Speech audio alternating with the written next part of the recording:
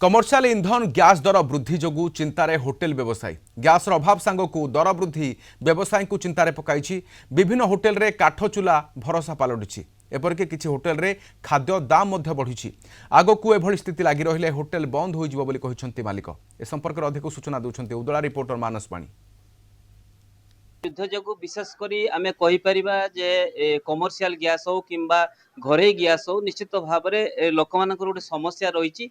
तेरे आज जो कहीपर जेहेतु कमर्शियल गैस जेहेतु 1900 टंका थिला पाखापाखि 195 टंका 50 पैसा वृद्धि होती कमर्शियल गैस ये काठ चूल्हे आपंकर विशेषकर बर्तमान रोषे चली कहीं गैस जी कहीपर अनेक समय भी गैस समस्या देखा देती केतले मिलुची तो केतले गैस मिलुनी। तेज आम पाखे अच्छा जो देखु ये रसिया रोषे कर काठ चूल्हे प्रतिक्रिया नवा।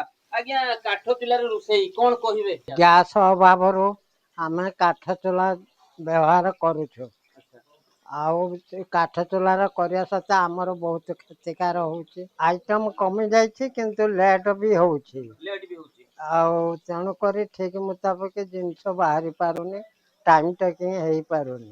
काठ चूल्हा काठ भी दर दाम बढ़ी अच्छी गैस भी तो मिलूना कमर्शियल गैस भी मिलूना कमर्शियल गैस दाम बहुत बढ़ी जाइए तो कौन कर काठ चूल्हा बर्तमान यूज कले कौन कहे नहीं?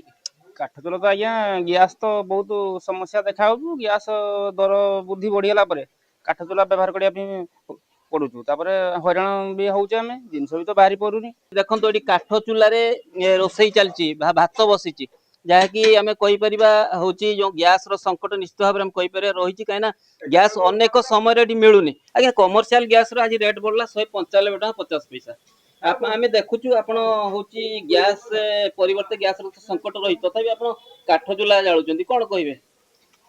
कौन कह सी तो गैस भी मिलूना गैस भी बहुत रेट ब्लाक 1500 2000 सब ब्लाक हो मिलू भी ना आउ काठर हो लेट हो ऑर्डर जिनस रखा होनी आइटम अधे आइटम बना होनी आ काठर भी तो लेट हो ठीक टाइम रो जिनस बाहरुनी।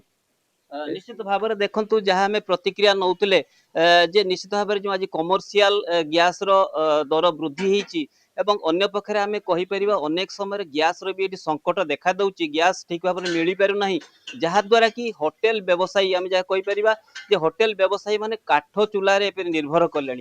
तेबे जदि गैस संकट आगक आहरी देखा तेबे निश्चित भाव में होटेल व्यवसाय बंद रहिबार संभावना देखा देछि। उदलारू मानस पाणी, कलिंग टीवी।